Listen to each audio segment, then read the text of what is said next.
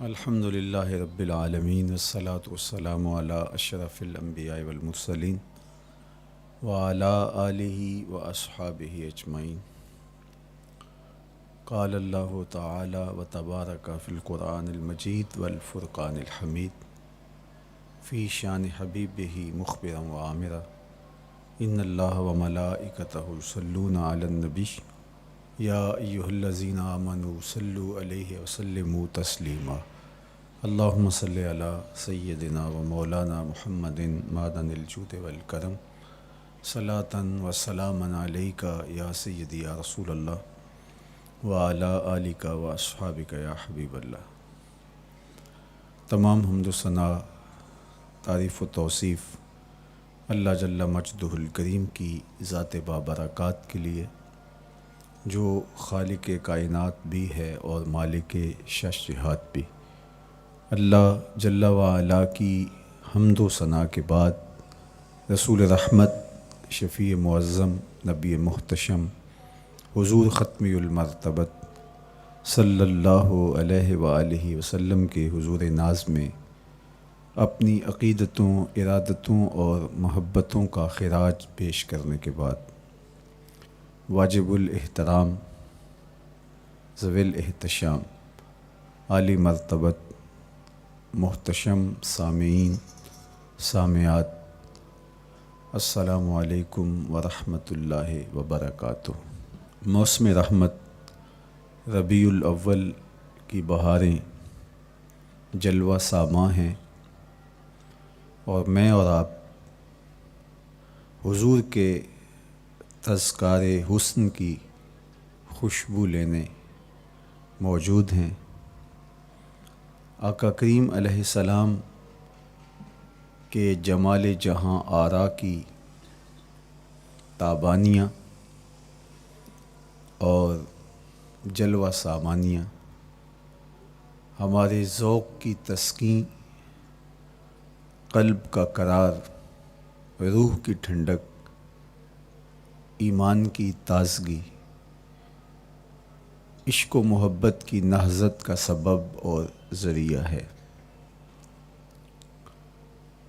آقا کریم علیہ السلام کے فضائل، حضور علیہ الصلاۃ والتسلیم کے خصائل اور آپ کے شمائل بیان کرنا شروع سے ہی اہل ایمان کا طریقہ رہا ہے۔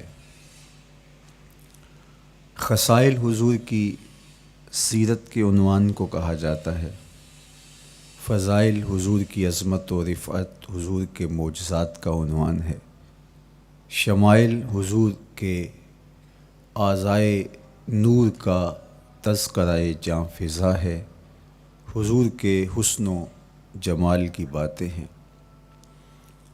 آقا کریم علیہ السلام کے شمائل پر، خصائل پر، فضائل پر علماء نے بہت کام کیا، تصنیفات چھوڑیں، محدثین نے اس عنوان سے باب باندھے۔ قیامت تک آنے والی انسانیت کے لیے حضور کی سیرت، حضور کے کردار کے عنوانات کتب میں نقش ہیں۔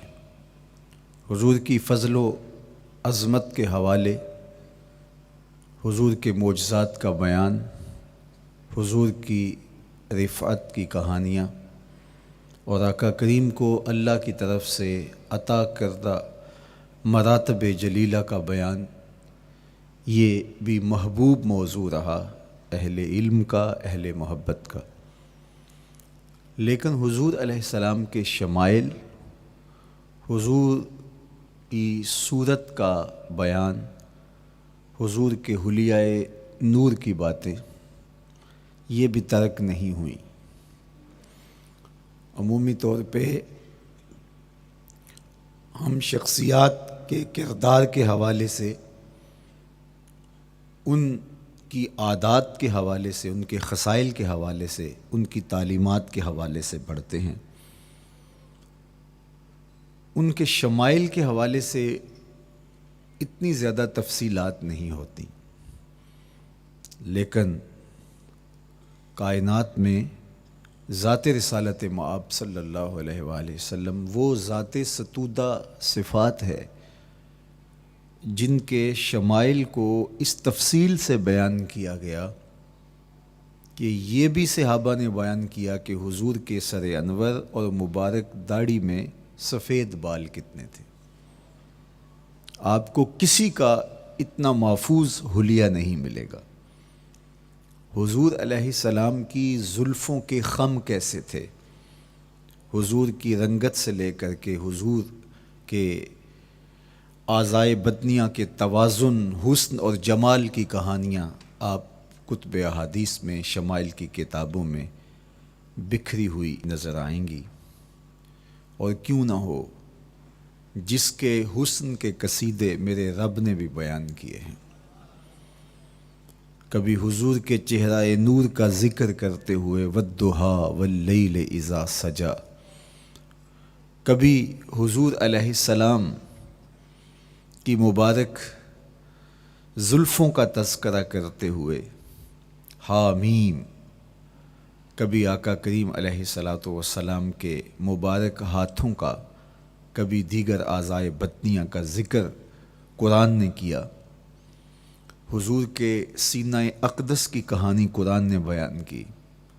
حضور علیہ الصلاۃ والسلام کی مازاغ آنکھوں کا تذکرہ قرآن نے کیا، تو پھر یہ محبوب اور مرغوب موضوع کیوں نہ ہوتا۔ اور آقا کریم کو اللہ نے وہ جمال دیا تھا، وہ حسن عطا کیا تھا، وہ خوبصورتی دی تھی جو حضور کا ہی حصہ ہے۔ ویسے اللہ کا ہر پیغمبر، ہر نبی، ہر رسول خوبصورت ہوا۔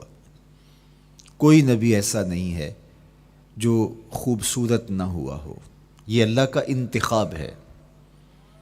آپ تو دکان پہ سیل مین بھی رکھیں تو اس کی باقی قابلیت کے ساتھ ساتھ اس کی شخصیت کو آپ دیکھتے ہیں کہ جو خوش شکل ہو، آنے والے کو متاثر کر سکے، باوقار لگے۔ تو جس کو اس نے نبی بنانا تھا تو اس کو اس نے یوں ہی یہ عظمت اور یہ رفعت عطا کر دینی تھی۔ تو اللہ کا ہر نبی حسین، ہر نبی جمیل، لیکن جو جمال، جو خوبصورتی، جو حسن، جو شان و شوکت اللہ نے میرے اور آپ کے آقا و مولا حضور ختمی المرتبت کو عطا کی، وہ حضور کا ہی مقسوم ہے، وہ حضور علیہ السلام کا ہی حصہ ہے۔ سر انور سے لے کر پائے نور تک حضور کا ہر عضو بدن خوبصورتی کا مرقع اور جمال کا معیار ہے۔ خوبصورتی کیا ہوتی ہے، حسن محمد کو دیکھ لو۔ کوئی عیب، کوئی نقص حضور کے پاکیزہ وجود میں نہیں رکھا گیا۔ خلقت مبرأ من کل عیب، حضور کے سامنے حضرت حسان بن ثابت نے یہ پڑھا اور آقا کریم نے اس پر خوشی کا اظہار کیا اور اللہ کی بارگاہ میں دعا کی، اللہم ایدہ بروح القدس، جبریل امین سے اللہ اس کی مدد فرما۔ تو انہوں نے یہ بات کہی کہ آپ کو ہر عیب سے مبرہ رکھا گیا ہے، آپ کا پیکر نور، آپ کا وجود مسعود حسن و جمال کا ایسا مرقع بنایا گیا کہ جس میں کوئی نقص نہیں رکھا گیا۔ صوری حسن بھی عطا کیا گیا، مانوی حسن بھی عطا کیا گیا۔ حضور کے اعضاء کا جو ظاہری حسن تھا وہ بھی اپنی مثال آپ تھا، اور جو باطنی جمال اور باطنی حسن اور باطنی کمال عطا کیا گیا تھا وہ بھی اپنی مثال آپ ہے۔ اگر حضور علیہ السلام کے مبارک ہاتھوں کو جمال دیا گیا ہے، لیکن جو توانائی عطا کی گئی، جو طاقت عطا کی گئی، ید اللہ کے جو جلوے ان ہاتھوں میں رکھے گئے، وہ بھی ایک دل آویز کہانی ہے۔ اگر آنکھوں کی پتلیاں خوبصورت ہیں اور آپ کی مبارک آنکھوں کی چمک سے کائنات اس کو دیکھ کر کے مبہوت ہو جاتی ہے، مازاق کے کجلے اس میں رکھے گئے ہیں، لیکن اس کا معنوی حسن بھی دیکھیے کہ حضور بیٹھے مدینے میں ہیں اور جنت کا مشاہدہ کر رہے ہیں۔ وہ توانائی بھی عطا کی گئی کہ جس طرح روشنی میں دیکھا جاتا ہے حضور اسی طرح اندھیرے میں دیکھتے ہیں۔ فرمایا صحابہ صفیں سیدھی رکھا کرو، مت سمجھو کہ میں صرف آگے دیکھتا ہوں، میں آگے بھی دیکھتا ہوں، میں پیچھے بھی دیکھتا ہوں، میں تمہارے رکوع بھی دیکھتا ہوں اور دلوں میں پیدا ہونے والے خشوع بھی دیکھتا ہوں۔ اقبال بولے اے فروغت صبح آثار و دہور، چشم تو بی نندائے ما فی الصدور۔ لوگوں کی نظریں تو سینے کے اوپر دیکھتی ہیں، اے آمنہ کے در یتیم تیری نظر تو سینے کے اندر چھپے راز بھی دیکھتی ہے۔ تو صوری حسن بھی اور معنوی حسن بھی اللہ نے اپنے محبوب کو عطا کیا، اور اللہ جل شانہ نے وہ جمال دیا حضور کو کہ جو دیکھتا وہ دیکھتا ہی رہ جاتا۔ ایسی چمک، ایسی رعنائی، ایسی خوبصورتی اور ایسا جمال تھا، دیکھنے والے کہا کرتے ہیں اللہ اللہ، یاد آتا ہے خدا دیکھ کے صورت تیری۔ کتنے لوگ ہیں جنہوں نے صرف حضور کے چہرے کو دیکھا اور لبوں پہ کلمہ جاری ہو گیا۔ معروف نام حضرت عبداللہ بن سلام رضی اللہ تعالیٰ عنہ کا ہے۔ یہودیوں کے بہت بڑے حبر تھے، بہت بڑے عالم تھے۔ حضرت یوسف علیہ السلام کی اولاد سے تعلق تھا، اور اس معاشرت میں ایک وقار کی مسند پہ براجماں رہتے، لیکن جو ہی حضور علیہ السلام مکے سے ہجرت فرما کے مدینہ تشریف لائے تو یہ حضور کو دیکھنے آئے۔ با فضل الصدقہ اٹھا کر دیکھیے کہ ایک مناظرہ ترتیب دیا انہوں نے کہ ان سے یہ بات کروں گا، یہ سوال کروں گا، یہ اعتراض اٹھاؤں گا، لیکن جب حضور کی مجلس میں پہنچے اور آقا کریم علیہ السلام کے رخ زیبا کو دیکھا تو سارے سوال بھول گئے۔ رومی بولے اے لقائے تو جواب ہر سوال، حل شود ہر مشکلت بے کی لوکال۔ تیری ملاقات ہی تو سارے سوالوں کا جواب ہے، تیرا ایک بار دیکھ لینا ہی تو سارے مسئلے حل کر دیتا ہے۔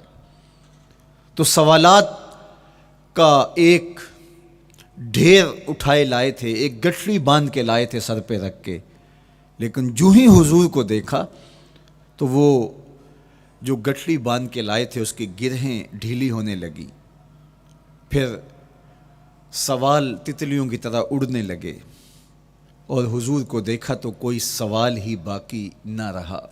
اب آقا کریم نے فرمایا عبداللہ ابن سلام آؤ کدھر آئے ہو؟ یہ تو مناظرہ کرنے آئے تھے، سودا لینے کے لیے بازار گئے ہم، ہاتھ اس کے بکے جس کے خریدار گئے ہم۔ لیکن جب آقا کریم نے پوچھا کہ آؤ کدھر آئے ہو تو انہوں نے کہا حضور میں آپ کا غلام بننے آیا ہوں، تیری تک کے ادامہ میں مرید ہو گئے، حضور کے ہاتھ پہ بیعت اسلام کر لی۔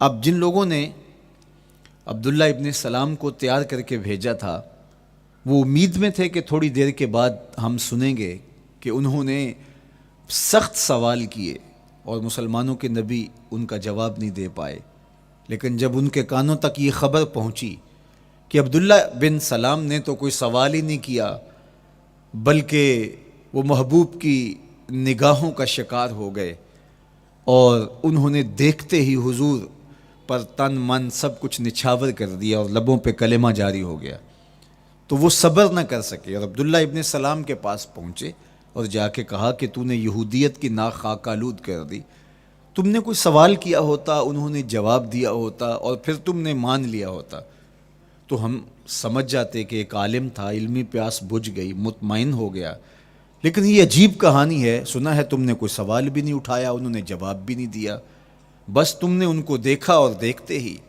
تمہارے لبوں پہ کلمہ جاری ہو گیا، تو یہ کیا کہانی ہوئی؟ تو عبداللہ ابن سلام نے جو جواب دیا وہ آب زر کے ساتھ لکھنے کے قابل ہے۔ انہوں نے کہا کہ یہ بات میری سمجھ میں بھی نہیں آئی، جب میں اس آقا و مولا کی چوکھٹ پہ پہنچا اور میں ان سے سوال کرنے کے لیے لفظوں کو ابھی ترتیب ہی نہیں دیا تھا کہ میری نظر ان کے جمال جہاں آرا پہ پڑ گئی، اب عبداللہ بن سلام کے لفظ سنیے، فرماتے ہیں فلما تبینت وجہہ عرفت ان وجہہ لیس بوجہ کذاب، جب میں نے ان کے جمال جہاں آرا کو دیکھا، چہرہ نور کو دیکھا، رخ زیبا کی زیارت کی، تو میں نے پہچان لیا یہ چہرہ کسی جھوٹے کا ہو ہی نہیں سکتا ہے۔ دیکھنے والے کہا کرتے ہیں اللہ اللہ، یاد آتا ہے خدا دیکھ کے صورت تیری۔ اللہ نے صورت ہی ایسی بنائی، جمال ہی ایسا دیا، خوبصورتی ہی ایسی دی کہ جو حضور کو دیکھتے وہ دیکھتے ہی رہ جاتے۔ تو کتنے لوگ تھے کہ جنہوں نے محض حضور کو دیکھا، پھر اس کے بعد لب کھلے تو کلمہ ہی جاری ہوا۔ وہ خوبصورتی اور وہ جمال اللہ نے اپنے محبوب کو عطا کیا۔ آقا کریم علیہ الصلوۃ والسلام کا ایک ایک عضو بدن خوبصورتی کا مرقع تھا، بلکہ خوبصورتی کا معیار تھا۔ حسن کیا ہوتا ہے، حسن کا معیار کیا ہوتا ہے، جمال کسے کہتے ہیں، خوبصورتی کی تعریف کیا ہے، اعضائے محمد صلی اللہ علیہ وآلہ وسلم کا توازن دیکھ لو، تمہیں پتہ چلے گا کہ حسن کسے کہتے ہیں۔ حضور علیہ السلام کو اللہ تعالیٰ جل شانہ نے جو حسن بخشا، جو جمال دیا، جو خوبصورتی دی، وہ حضور کے مبارک قدموں سے اس کا انداز کیجئے کہ جس کے قدم اتنے سونے ہیں اس کا چہرہ کتنا سونا ہوگا۔ حضرت عبداللہ بن بریدہ رضی اللہ تعالی عنہ حضور کے مبارک قدموں کا ذکر کرتے ہوئے وصف جمال محمد کی کہانی چھیڑتے ہیں اور فرماتے ہیں کانا رسول اللہ صلی اللہ علیہ وآلہ وسلم احسن البشر قدماً، کہتے ہیں کہ کائنات میں جتنے سونے قدم میرے حضور کے تھے کسی کے تھے ہی نہیں۔ جو جمال اللہ نے حضور کے مبارک قدموں کو دیا تھا، اللہ اکبر، وہ کسی اور کا مقسوم نہیں تھا۔ خوبصورت قدم۔ اور حضرت انس رضی اللہ تعالیٰ عنہ، حضرت ابو ہریرہ رضی اللہ تعالیٰ عنہ، اور حضور کے وصاف ہیں حضرت ہند بن ابی حالہ رضی اللہ تعالیٰ عنہ، یہ حضور کا حلیہ بیان کرتے ہیں۔ حضرت امام حسن بن علی رضی اللہ تعالیٰ عنہ نے حضرت ہند بن ابی حالہ کو ایک دن کہا کہ مجھے اپنے آقا و مولا کا حلیہ بتاؤ، تو انہوں نے حضور کا حلیہ بیان کیا۔ یہ حضور کے وصاف ہیں، چونکہ انہوں نے حضور علیہ السلام کو بہت قریب سے دیکھا اور آقا کریم علیہ السلام کی زیارت سے مالا مال ہوئے۔ ویسے حضرت امام حسن نے بھی تو حضور کو دیکھا تھا، اور بھی اصحاب نے حضور کو دیکھا تھا۔ یہاں یہ بات دلچسپی سے خالی نہیں ہے کہ صحابی ہی تب بنتا ہے جب وہ حضور کو بنظر ایمان دیکھے، لیکن صحابہ ایک دوسرے سے پوچھتے تھے کہ بتاؤ حضور کیسے تھے؟ میاں تم نے نہیں دیکھا؟ تو وہ کہتے تھے دیکھ کر بھی نہیں دیکھا۔ صرف چند لوگ ہیں جو حضور کا حلیہ بیان کرتے ہیں۔ اس کی کیا وجہ؟ تو علماء نے لکھا کہ حضور کے چہرے پہ جلووں کی تابش ایسی تھی اور حضور کا جمال ایسا تھا اور اس کی چمک ایسی تھی کہ کسی میں ہمت ہی نہیں تھی کہ وہ جی بھر کے دیکھ سکے۔ تو بعد میں ایک دوسرے سے پوچھتے تھے بتاؤ تم نے دیکھا تو حضور کیسے تھے؟ اگر ان لوگوں کی تعداد میں آپ کو بتاؤں تو 3 درجن سے زیادہ نہیں ہوگی جو حضور علیہ السلام کے وصاف ہیں، حضور کے حلیہ نگار ہیں، جو آقا کریم علیہ الصلوۃ والسلام کی صورت کا نقشہ بیان کرتے ہیں۔ دیکھا 1,24,000 اصحاب نے ہے، لیکن جو وصف بیان کرتے ہیں، شمائل رسول کو بیان کرتے ہیں، ان کی تعداد 3 درجن سے زیادہ نہیں ہے۔ اور یہ بھی وہ لوگ ہیں جنہوں نے حضور کو بچپن میں دیکھا، جنہوں نے حضور کو سوئے ہوئے دیکھا، حضور کو بہت قریب سے دیکھا۔ حضور علیہ الصلوۃ والسلام کے پاس ان کا آنا جانا بہت زیادہ تھا، اس طرح انہوں نے حضور علیہ السلام کو دیکھا۔ حضرت حسان بن ثابت رضی اللہ تعالی عنہ فرماتے ہیں کہ میں جو حضور کا حلیہ بیان کرتا ہوں تو اس کا سبب یہ ہے کہ میرے پاس حضور کو دیکھنے کا ایک طریقہ آ گیا تھا۔ فلما نظرت الى انوارہ فوضعت کفی علی عینی خوفا من ذہاب بصری، کہا کہ جب میں حضور کو دیکھتا تھا تو اپنی آنکھوں پر انگلیاں رکھ کے انگلیوں کی اوٹ سے دیکھتا تھا کہ حضور کے جلووں کی چمک سے میری آنکھوں کی بینائی نہ جاتی رہے۔ یہ کون کہہ رہے ہیں؟ حضرت حسان بن ثابت رضی اللہ تعالیٰ عنہ۔ اور آپ جانتے ہیں حضرت حسان بن ثابت رضی اللہ تعالیٰ عنہ شاعر ہیں، اور شاعر حسن دیکھنے میں بڑا دلیر ہوتا ہے، اور یہ حسن بھی ابھی پوشیدہ ہے، 70,000 بشریت کے پردے ڈالے گئے ہیں۔ اگر یہ حسن بے نقاب ہوتا تو کوئی جلووں کی تاب ہی نہ لا سکتا۔ یہی بہتر ہے کہ وہ پردے میں رو پوش رہے، وہ اگر پردہ اٹھا دے تو کسے ہوش رہے۔ کس کی ہمت تھی؟ اب چھپا ہوا مستور حسن بھی اگر دیکھتے ہیں تو آنکھوں پہ انگلیاں رکھ کے دیکھتے ہیں، اور بیان کرنے والوں کی تعداد میں نے عرض کی کہ 3 درجنوں سے زائد نہیں ہے۔ تو یہ وہ لوگ ہیں جنہوں نے حضور کو دیکھا۔ اب امام حسن پوچھ رہے ہیں حضرت ہند بن ابی حالہ رضی اللہ تعالی عنہ کو کہ آپ نے حضور کو دیکھا تو مجھے بتائیے میرے نانا کا جمال کیسا تھا۔ تو حضرت ہند بن ابی حالہ نے حضور کا حلیہ بیان کیا۔ تو جب حضور کے قدموں کی کہانی انہوں نے بیان کی تو حضرت ہند بن ابی حالہ نے کہا کان النبی صلی اللہ علیہ وآلہ وسلم شسن القدمین والکفین، حضور علیہ السلام کے مبارک قدم اور حضور کی ہتھیلیاں پر گوشت تھے۔ یہ حضور علیہ السلام کے مبارک قدموں کا جمال بیان کرتے ہیں۔ اللہ اکبر۔ اور حضور علیہ السلام کے قدموں کے بارے میں امام ترمذی جو شمائل میں حدیث لائے ہیں اس میں انہوں نے یہ بھی بیان کیا کان رسول اللہ صلی اللہ علیہ وسلم مسیح القدمین، حضور علیہ السلام کے مبارک قدم ملائم تھے، خوبصورت تھے، کھردرے نہیں تھے، کوئی پھٹن نہیں تھی۔ عمومی طور پہ قدم پھٹ جاتے ہیں اور ایڑیاں بہت سارے لوگوں کی پھٹ جاتی ہیں تو وہ خوبصورتی باقی نہیں رہتی۔ تو وہ کہتے ہیں کہ حضور مسیح القدمین تھے، اور جب آقا کریم علیہ السلام کے مبارک قدموں پہ پانی ڈالا جاتا تو وہ ڈھل کے نیچے چلا جاتا۔ یہ تھا حضور کے قدموں کا حسن اور حضور کے قدموں کا جمال۔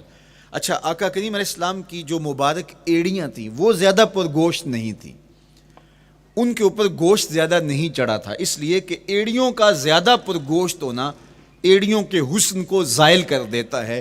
حسن کا مرقع ہی جمال مصطفیٰ ہے، تو اس لیے اللہ نے ایک ایک عضو کو تراش کر کے بنایا ہے، بلکہ پوچھ پوچھ کے بنایا ہے۔ جس طرح حسان بن ثابت رضی اللہ تعالی عنہ کہتے ہیں کأنک قد خلقت کما تشاء، محبوب مجھے تو یوں لگتا ہے جس طرح آپ کے رب نے آپ کو آپ سے پوچھ کے بنایا ہے کہ محبوب بتاؤ کہ میں آپ کے اعضاء کو کیسے توازن اور کیسے حسن اور کیسے جمال دوں۔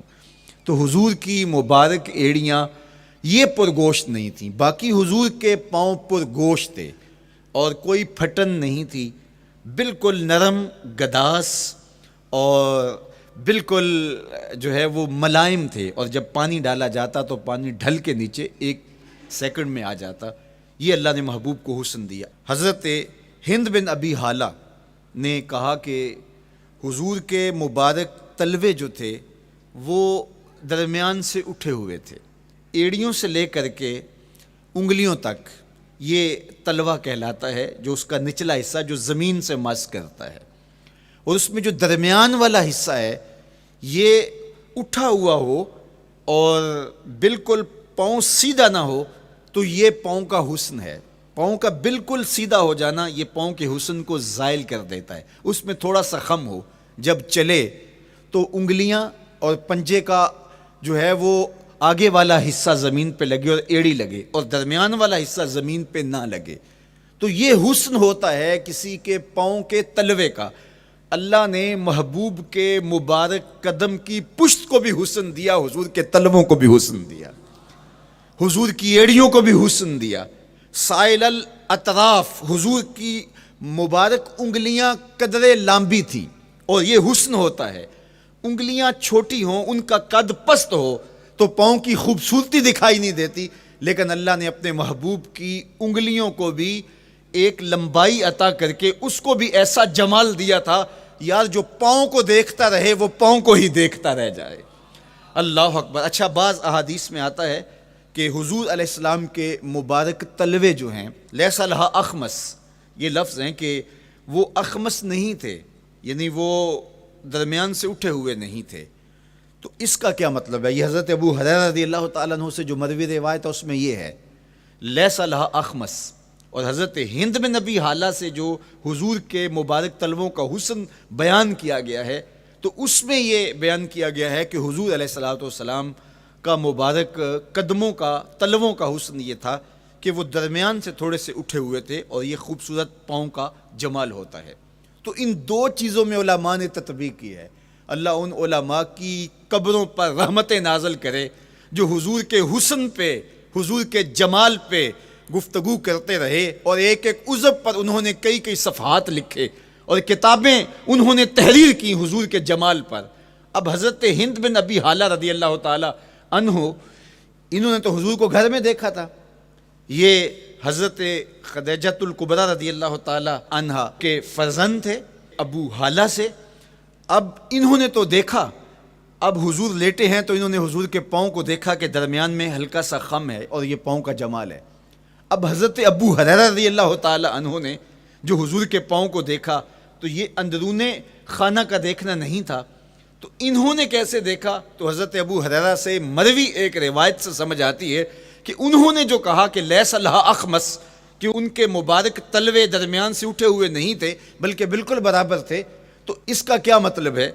تو حضرت ابو ہریرہ سے ایک روایت مروی ہے، وہ فرماتے ہیں کہ جب حضور علیہ السلام کسی چٹان کے اوپر چلتے تو حضور علیہ الصلوۃ والسلام کا وہاں قدم پڑتا تو وہ اس چٹان کے اندر حضور کا قدم گھس جاتا، وہ موم کی طرح چٹان نرم ہو جاتی۔ اس طرح زمین پر بھی حضور چلتے تو مبارک پاؤں کا جو نشان قدم ہے وہ پورا دکھائی دیتا۔ تو حضرت ابو ہریرہ رضی اللہ تعالیٰ عنہ اس سے یہ سمجھے کہ حضور کے تلوے جو ہیں وہ برابر ہیں۔ تو علماء نے اس پر گفتگو کی ہے۔ ایک تو حضور جب چلتے تھے تو آقا کریم پورے زور سے قدم زمین پہ رکھتے تھے اور اس وقار سے چلتے تھے کہ جس طرح حضور اونچائی سے نیچے کی طرف اتر رہے ہوں۔ تو جب پاؤں کو جما کر کے زور سے رکھا جائے تو پھر جو ہے وہ نشان نیچے پڑتا ہے۔ یا اللہ اپنے محبوب کے لیے زمین کو اور پتھروں کو بھی نرم کر دیا تو پھر حضور کے تلووں کا نقش بھی زمین کے اوپر جو ہے وہ حویدہ ہو جاتا۔ سلطان قاتیبائی نے ایک ایسا ہی پتھر جس کے بارے میں شنید تھی کہ اس پر حضور کے قدموں کا نقش موجود ہے، تو انہوں نے 20,000 دینار کے اندر وہ خریدا، اور انہوں نے یہ کہا کہ جب میں فوت ہو جاؤں تو حضور کے قدموں کے نشان والا پتھر میری قبر کے سرہانے بطور کتبہ لگایا جائے۔ علامہ شہاب الدین خفاجی علیہ رحمہ لکھتے ہیں ہوا موجود الی الآن، وہ اپنے دور میں کہانی بیان کرتے ہیں وہ آج بھی سلطان قاتیبائی کی قبر کے سرہانے وہ پتھر نصب ہے جہاں حضور کے قدموں کے نشان موجود ہیں۔ اللہ اکبر۔ تو آقا کریم علیہ الصلوۃ والسلام کے مبارک تلوے، حضور علیہ السلام کی کم گوشت تراشی ہوئی ایڑیاں، اور مسیح القدمین حضور علیہ السلام کے ملائم نرم گداز پاؤں، ان کا حسن اور ان کا جمال، اور آقا کریم علیہ السلام کے قدموں کی انگلیاں جو قدرے لمبی تھی، اور ان میں جو درمیان والی انگلی تھی وہ زیادہ لمبی تھی، اس پر حضرت میمونہ بنت کردم رضی اللہ تعالی عنہا اس انگلی کا حسن بیان کرتی ہیں، کہتی ہیں مجھے شوق ہوا کہ میں حضور کو دیکھوں، تو اپنے والد گرامی کے ساتھ حجۃ الوداع کے موقع پر میں بھی سعادت حج پا رہی تھی، تو حضور کو ملنے کے لیے جب ہم پہنچے تو آقا کریم اونٹنی کے اوپر سوار تھے، ناقہ پر جلوہ فراز تھے، تو میرے میں ہمت نہ ہو سکی کہ حضور کے چہرے کو دیکھ سکوں۔ ایسا جلوہ، ایسا جمال، اللہ اکبر، اور ایسا روب اور ایسی چمک چہرے کی اور تابشیں تھیں کہ میرے اندر ہمت نہ ہو سکی کہ میں حضور کے چہرہ نور کو دیکھ سکوں۔ اب آقا کریم اونٹنی پہ سوار تھے تو میں حضور کے مبارک پاؤں کو دیکھنے لگی، میں بس حضور کے پاؤں کا جمال اور خوبصورتی دیکھنے لگی، اسی میں کھو گئی۔ اب حضرت میمونہ بنت کردم رضی اللہ تعالی عنہا حضور کے مبارک قدموں کی ایک انگلی کا حسن بیان کرتی ہیں۔ اللہ اکبر۔ حضرت میمونہ بنت کردم سے یہی ایک روایت مروی ہے، ساری زندگی ان کے پاس سرمایہ یہی تھا، جب کسی مجلس میں جاتی تو وہ کہتی تمہیں بتاؤں حضور کی مبارک انگلی کا حسن کیا تھا؟ یہ سرمایہ ساتھ لیے لیے پھرتی کہ میں نے حضور کی انگلی کو دیکھا ہے، میں نے حضور کے قدم اور حضور علیہ السلام کے تلووں کی زیارت کی ہے. تو وہ اس حسن کو بیان کرتے ہوئے کہا کرتی تھی فما نسیتو فیما نسیتو طولا اصبع قدمہ السبابہ علی سائر اصابعہ.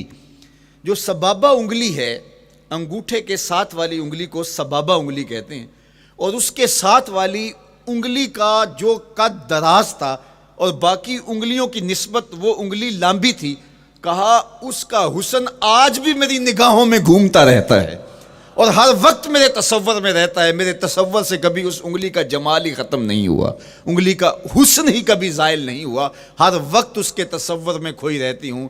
یار چہرے کے جمال کو کون بیان کرے گا، یہاں تو انگلی کا حسن بیان نہیں ہو رہا. ابھی وہ شعر پڑھا جا رہا تھا نا کہ قدموں پہ جبیں کو رہنے دو، قدموں پہ جبیں کو رہنے دو، چہرے کا تصور مشکل ہے. قدموں پہ جبیں کو رہنے دو، چہرے کا تصور مشکل ہے. جب چاند سے بڑھ کر ایڑی ہے رخسار کا عالم کیا ہوگا، جب چاند سے بڑھ کر ایڑی ہے رخسار کا عالم کیا ہوگا. تو اللہ نے اپنے محبوب علیہ الصلوۃ والسلام کو وہ جمال، وہ خوبصورتی اور حضور کے مبارک قدم، حضرت عبداللہ بن بریدہ رضی اللہ تعالی عنہ سے مروی روایت، کان رسول اللہ صلی اللہ علیہ وآلہ وسلم احسن البشر قدما، کہتے ہیں جتنے سونے قدم، جتنے من مونے قدم میرے حضور کے تھے، اتنے سونے قدم کسی اور کے تھے ہی نہیں. اللہ نے اپنے محبوب کو وہ جمال، وہ خوبصورتی اور وہ نور عطا کیا تھا. اچھا، یہ قدم، یہ ایڑیاں، یہ مبارک تلوے اور یہ داراز انگلیاں اور ان انگلیوں کی چمک اور ان کی رنگت کا جمال اور خوبصورتی، جہاں اس کا صوری حسن تھا تو مانوی حسن بھی دیکھنے والا تھا. یہ قدم اٹھ جائیں اللہ اکبر تو تقدیر کے فیصلے ہوتے دکھائی دیتے ہیں. ان قدم کی اونچائی، ان قدم کی بلندیاں کہ عرش حق ان قدموں کے بوسے لے رہا ہے. اور میرے امام بولے زہ عزت و اے طلائے محمد، زہ عزت و اے طلائے محمد، کہ ہے عرش حق زیر پائے محمد. قدموں کا حسن وہ بھی دیکھنے والا اور قدموں کی بلندی اور اونچائی اور اس کی شان و شوکت وہ بھی دیکھنے والی. اللہ اکبر. آقا کریم علیہ السلام حضرت ابو بکر صدیق کے ساتھ، حضرت عمر فاروق کے ساتھ اور حضرت عثمان غنی کے ساتھ احد پہاڑ پر تشریف لے گئے. یہ حدیث آپ نے بارہا علماء سے سنی ہے.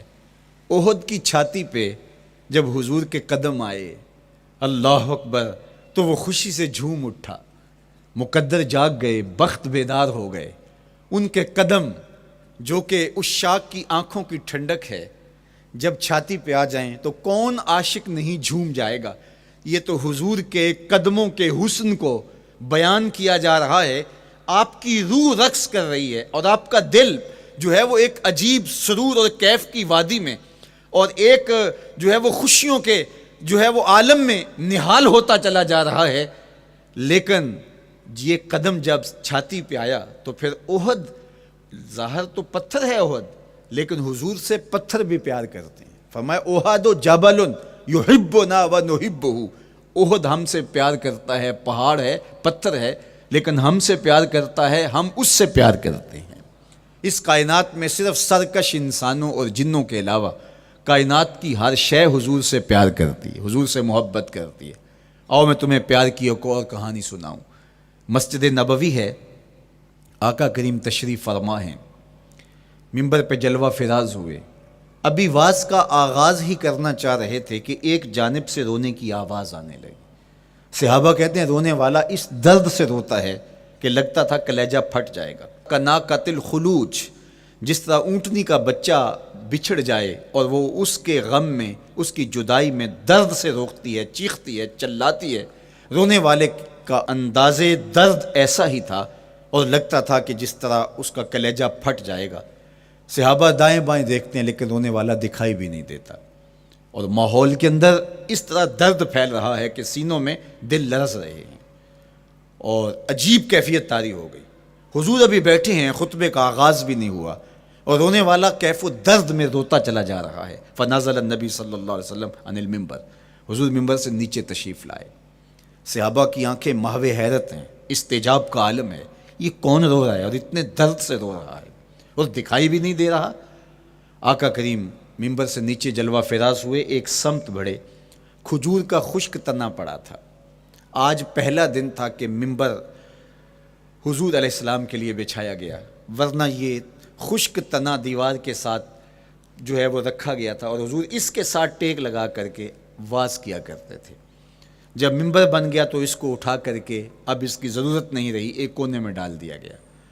اب جو ہی حضور ممبر پہ تشریف فرما ہوئے تو اس خشک تنے کا کلیجہ لرز اٹھا اور وہ ایسے روتا تھا جس طرح اونٹنی کا بچہ بچھڑ جائے اور وہ روتی ہے، اس طرح وہ خشک تنا رو رہا تھا۔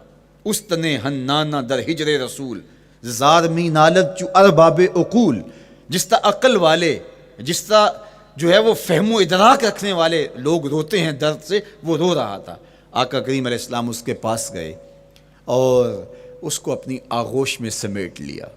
بچھڑا ہوا بچہ جب اپنی ماں کو ملے تو اس کی ہچکیاں بن جاتی ہیں، اس کی گھگھی بن جاتی ہے، تو یہی کیفیت اس کی ہو گئی اور آقا کریم اپنا دستے رحمت اس کے اوپر پھیرتے چلے جاتے ہیں۔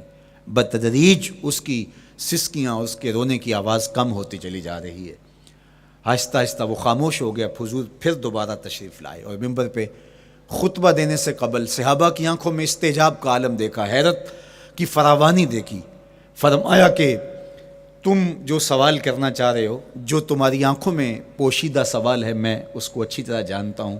لو لم افعل ہاکذا لحن الی یوم القیامہ، اگر میں ممبر سے اتر کے اپنے عاشق زار کو یوں تسلی نہ دیتا، یہ قیامت تک یوں ہی روتا ہی رہتا۔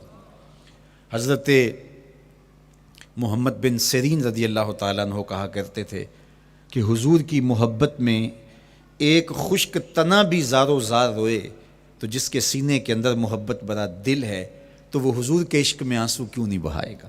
حضور کی یاد میں اس کی آنکھیں آنسو کا خراج کیوں نہیں دیں گی؟ تو وہ خشک تنا حضور کی محبت میں رو رہا ہے۔ اب ہے یہ پتھر، لیکن میرے حضور فرماتے ہیں کہ یہ پہاڑ مجھ سے پیار کرتا ہے اور میں اس سے پیار کرتا ہوں۔ اب حضور اپنے اس محب کے گھر تشریف لے گئے اور اس کی چھاتی پہ قدم رکھا تو وہ خوشی سے جھوم اٹھا۔ فضاربا برجلہ، اپنا مبارک پاؤں زور سے مارا۔ فقال اسبت احد فانما علیک نبی و صدیق و شہیدان، فرمایا احد ٹھہر جا، تیرے اوپر اللہ کا ایک نبی ہے، ایک صدیق اور 2 شہید ہیں۔ تو حضور کی مبارک ایڑی کے لگنے کی دیر تھی، حضور کے قدم کی ضرب کی دیر تھی کہ اس کا زلزلہ تھم گیا۔ میرے امام بولے ایک ٹھوکر سے احد کا زلزلہ جاتا رہا، ایک ٹھوکر سے احد کا زلزلہ جاتا رہا، رکھتی ہیں کتنا وقار اللہ اکبر ایڑیاں۔ زلزلہ آ گیا اس کے اوپر، وہ جھومنے لگا، لیکن حضور نے اپنا مبارک قدم مارا اور وہ ٹھہر گیا۔ اللہ اکبر۔ تو یہ پہاڑ آج بھی اس شاخ جب شہر مدینہ میں حاضر ہوتے ہیں تو وہ احد پہ تو ضرور جاتے ہیں، حضرت امیر حمزہ کے مزار پہ حاضری دینے کے لیے اور اس جبل احد کو دیکھنے کے لیے۔ اور یقین جانیے گا جبل احد کو جب ہم دیکھتے ہیں تو عجیب کیفیات میں ڈوب جاتے ہیں۔ میں تو وہاں دوستوں کو کہا کرتا ہوں کہ آج پورا مدینہ بدل گیا ہے، یعنی اس کی وہ صورت، وہ کچے مکان، وہ گروندے، وہ گھر، وہ کوچہ و بازار، وہ کچی سڑکیں، وہ ماحول آج وہ آپ کو نظر نہیں آ رہا۔ جہاں کچے مکان تھے جن کے اوپر چھت کھجور کے پتوں کی پڑی تھی، وہاں عالی نصب پلازے آپ کو نظر آتے ہیں، فلک بوس آپ کو ہوٹل نظر آتے ہیں۔ وہ کچی سڑکیں آج آپ کو وہاں دکھائی نہیں دیتی، وہاں تارکول کی بچھی ہوئی سڑکیں دکھائی دیتی ہیں، خوبصورت پتھر لگے ہوئے آپ کو نظر آتے ہیں، وہ ممیاتی ہوئی بکریاں، وہ جگالی کرتے ہوئے اونٹ آج آپ کو وہاں دکھائی نہیں دیتے، وہ ماحول آپ کو نظر نہیں آتا۔ تو پرانا مدینہ اگر ڈھونڈنے نکلیں بھی تو ظاہر ہے اگرچہ ان پختہ اور خوبصورت عمارتوں کے اندر بھی عکس جمال محمد کا پڑ رہا ہے، لیکن وہ پرانا دور اگر آپ تلاش کرنا چاہیں تو وہ آپ کو وہ چیزیں نہیں ملتی. لیکن جب آپ احد پہ جاتے ہیں تو میں دوستوں کو کہتا ہوں اس احد کو جی بھر کے دیکھ لو, اس پہ ڈائریکٹ میرے حضور کی نظریں پڑی ہوئی ہیں. یہ بدلا نہیں, یہ 14 صدیوں سے جیسا تھا آج بھی ایسا ہے. اس پہ میرے حضور کی نظریں ڈائریکٹ پڑی ہوئی ہیں اور آقا کریم علیہ الصلوۃ والسلام نے اس کو یوں دیکھا ہے. تو یہ احد حضور سے محبت کرنے والا ہے, حضور سے پیار کرنے والا ہے, اور اس پیار کی وجہ سے یہ پتھر قیامت کے دن جنت میں جائے گا, یہ پہاڑ جنت میں جائے گا. یار اگر ایک پہاڑ حضور سے پیار کر لے تو وہ مکین جنت بن جاتا ہے, اور اگر حضور کا غلام ایک عاشق حضور سے محبت کرے تو اللہ اس کو کتنے درجے عطا فرمائے گا. تو آقا کریم نے زور سے قدم مارا اور فرمایا احد ٹھہر جا, تیرے اوپر اللہ کا ایک نبی ہے, ایک صدیق ہے اور 2 شہید ہیں. اللہ اکبر. تو یہ حضور علیہ الصلوۃ والسلام کے مبارک قدم کی شان ہے, یہ حضور کے مبارک قدم کا جمال ہے اور اس کی خوبصورتی ہے. غزوہ ذات الرقاع کے اندر حضرت جابر کا اونٹ چلتے چلتے تھک گیا, سفر لمبا تھا اور اونٹ کمزور تھا, تو چلتے چلتے اس کو تھکن ہو گئی. اب وہ قافلے سے پیچھے رہتا چلا جاتا ہے, تو اس نے حضور کی خدمت میں عرض کی یا رسول اللہ یہ اونٹ تھک گیا ہے اور میں قافلے کے ساتھ چل نہیں پا رہا. تو آقا کریم علیہ الصلوۃ والسلام نے اپنے مبارک قدم سے اس اونٹ کو ٹھوکر لگائی. فنشط حتی کان ما یملک زمامہ. حضرت جابر کہتے ہیں اس کی لگام سنبھالی نہیں جاتی تھی, اتنا تیز چلتا تھا. یار جس کے قدموں کی ٹھوکر سے یہ توانائی آ جائے اس کے ہاتھوں کی توانائی کا عالم کیا ہوگا. تو اللہ نے صرف حضور کے مبارک قدموں کو صوری حسن ہی نہیں دیا تھا, مانوی جمال اور توانائی بھی عطا فرمائی تھی. حضور علیہ السلام کے چچا جناب ابو طالب کہتے ہیں کہ میں حضور علیہ السلام کے ساتھ تھا, تو راستے میں ذی المجار کی منڈی آئی اور وہاں حالات ایسے تھے کہ پینے کے لیے پانی دستیاب نہیں تھا. تو میں نے کہا کہ اتشت ولیس عندی ماء, مجھے تو سخت پیاس لگی ہے اور پانی بھی پاس نہیں ہے. فنزل النبی صلی اللہ علیہ وسلم وضرب بقدمہ الارض فخرج الماء فقال اشرب. تو حضور نے اپنے مبارک پاؤں سے زمین پر ٹھوکر لگائی, چشمہ پھوٹ پڑا, اور آقا کریم نے فرمایا چچا پانی پی لیجئے. تو وہ پاؤں اگر زمین پہ لگے تو چشمے پھوٹے, اگر احد پہاڑ پہ وہ پاؤں پڑے تو اس کا زلزلہ جاتا رہے, اور اگر وہ کسی جانور کو حضور ٹھوکر لگائیں تو اس کے اندر اس قدر تیزی آ جائے کہ اس کی باغ سنبھالی نہ جائے, اتنا سریع رفتار ہو جائے. اب ان قدموں پہ کون قربان نہیں ہوگا. یار ان قدموں کو چومنے کے لیے جبریل بھی تو بے تاب دکھائی دیتے ہیں نا. معراج کی شب جب جبریل حاضر خدمت ہوئے, حضور محو استراحت ہیں, تو جبریل عرض گزار ہوئے مالک تیرا محبوب تو سو رہا ہے. اللہ اکبر, تبارک اللہ شان تیری, تجھی کو زیبا ہے بے نیازی. کہیں پہ جوش لن ترانی, کہیں تقاضے وصال کے تھے. ایک کوہ طور پہ خود چل کے جاتا ہے اور عرض گزار ہوتا رب آرنی انظر الیک, مالک تجھے دیکھنا چاہتا ہوں. اللہ اکبر, سراپا چشم بنا ہوا ہے اور کہتا ہے مالک میں تجھے دیکھنا چاہتا ہوں. جواب کیا آتا ہے لن ترانی, تم نہیں دیکھ سکتے, میرے جلووں کی تاب نہیں لا سکتے. ایک خود چل کے جا رہا ہے اور تقاضۂ رویت کرتا ہے, اور جواب آتا ہے لن ترانی. اور ایک سویا ہوا ہے چادر اوڑھ کے, اور جبریل کہتے ہیں محبوب اٹھیے, رب آپ کو بلا رہا ہے. تبارک اللہ شان تیری, تجھی کو زیبا ہے بے نیازی. کہیں پہ جوش لن ترانی, کہیں تقاضے وصال کے تھے. تو جبریل حاضر خدمت ہوئے, حضور استراحت میں ہیں, تو آواز آئی یا جبریل قبل قدم ہے, میرے محبوب کے قدموں کو چوم لے. اب جبریل حضور علیہ السلام کے قدموں کو بوسے دے رہے ہیں. کسی نے جبریل سے تصور کے عالم میں پوچھا, حضور کے قدم چومے, حضور کے تلووں کو بوسے دیے, بتا کیفیت کیا ملی؟ تو بولے نہ جنت کی کلیوں میں دیکھا مزہ جو محمد کی تلیوں میں دیکھا. وہ سرور وہاں جو نصیب ہوا. وفد عبد القیس جب مدینہ المنورہ آیا تو ان میں ایک صاحب ہیں, وہ کہتے ہیں میں دوڑتا ہوا حضور کے پاس آیا, بس بے چینی تھی, اضطراب تھا.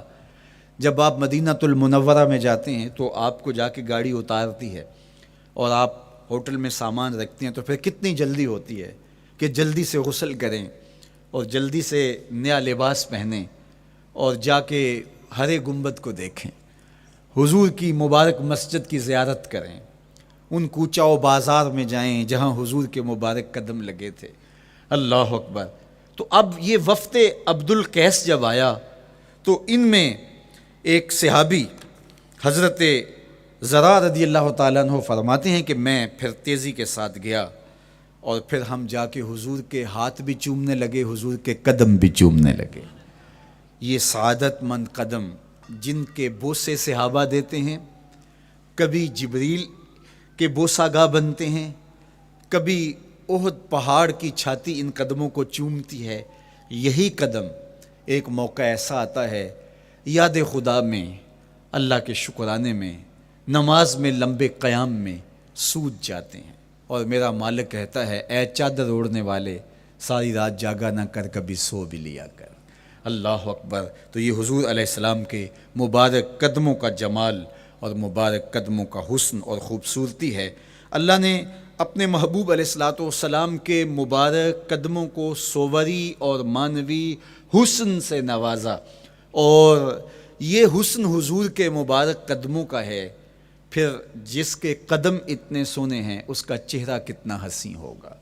ایک سوال اٹھ سکتا ہے کہ حضور کے حسن کو بیان کرنے کا مقصود کیا ہے؟ تو صاحب، کسی کے حسن کو بیان کرنے کا مقصود یہی ہوتا ہے کہ اس سے پیار اور محبت کا ربط قائم ہو، اور اگر قائم ہے تو مضبوط ہو۔ ہم حضور علیہ السلام کے حسن کو بیان اسی لیے کرتے ہیں، اور محدثین نے اس پر باقاعدہ کتابیں اسی لیے لکھیں اور کتب حدیث میں باقاعدہ شمائل رسول پہ باب اسی لیے باندھے تاکہ لوگوں کے سینے میں حضور کی محبت کی جوت لگے، اور وہ جو شعلہ جوالہ ان کے سینے میں حب رسول کا ہے وہ اور بھڑک اٹھے، اور بندہ جس سے محبت کرتا ہے پھر اس کی اطاعت بھی کرنے لگ جاتا ہے۔ تو جو محبوب اتنا سونا ہے، اتنا جمال آفریں ہے، اور جس کے قدم اتنے سونے ہیں، پھر اس کے نقش قدم کو کیوں نہ تھام لیں، اس کے نقوش پا کو خض راہ کیوں نہ بنا لیں، پھر ان کے اٹھنے والے قدموں پر اپنی زندگی کیوں نچھاور نہ کر دیں۔ اگر سر پہ رکھنے کو مل جائے نقش نال حضور تو کہیں کہ ہاں تاجدار ہم بھی ہیں۔ یعنی وہ قدم تو قدم رہا، اس قدم کی رعنائیاں، اس کی خوبصورتیاں، اس کا جمال اور اس کا حسن تو حسن رہا۔ جہاں وہ مبارک قدم لگا، جہاں وہ نقش لگا، اگر وہ نقش بھی سر پہ رکھنے کو مل جائے تو کہا کہ اگر سر پہ رکھنے کو مل جائے نقش نال حضور، حضور علیہ السلام کا قدم تو جزو بدن رسول ہے۔ حضور علیہ السلام کے مبارک قدموں میں وہ جو نالین تھی، اس نالین کا بھی نقش وہ اگر سر پہ رکھنے کو مل جائے تو ہم زمانے کے تاجدار کہلائیں گے، اور جن کے سر پہ حضور کا قدم آ جائے ان کا مرتبہ کیا ہوگا۔ تو یہاں اس نقش کو بھی دیکھیے، حضور کے مبارک قدموں میں جو نالین آیا اس کو نالین شریف کہتے ہیں۔ اس نال کو نال شریف یا ان نالین کو نالین شریف کہا جاتا ہے، اس لیے کہ وہ حضور کے مبارک جسم سے جڑ گئے، حضور سے ان کا ربط پیدا ہو گیا، وہ جزو بدن رسول نہیں ہیں، تو اس کا یہ مرتبہ ہے۔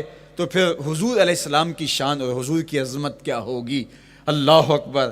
بلکہ حضور علیہ السلام کے نالین جہاں رکھے جائیں، وہ کسی نے کہا نا کہ ذرے اس خاک کے تابندہ ستارے ہوں گے، ذرے اس خاک کے تابندہ ستارے ہوں گے جس جگہ آپ نے نالین اتارے ہوں گے۔ وہ جگہ جہاں حضور کے قدم نہیں، حضور کے قدموں سے مس ہوئے ہوئے نالین رکھے جائیں، وہاں جو ذرے اس نالین کے تلووں کو چومتے ہیں وہ بھی آسمان کے ستاروں سے اس شاخ کو حسین دکھائی دیتے ہیں، وہ بھی زیادہ چمکدار دکھائی دیتے ہیں، اور اس شاخ کی آنکھوں کا سرما اور ان کے دل کا قرار اور روح کی ٹھنڈک قرار پاتے ہیں۔ تو یہ ہے حضور علیہ السلام کی نسبت کا احترام اور حضور کی محبت کا اثر جو اس شاخ کے سینے میں محسوس کیا جاتا ہے۔ اللہ مجھے آپ کو اپنی خاص پناہیں، امان اور حفاظتوں کا حساد بخشے۔ کار ما آخر شدو آخر ز ما کار نشد، مشت خاک ما غبار کوچائے یار نشد۔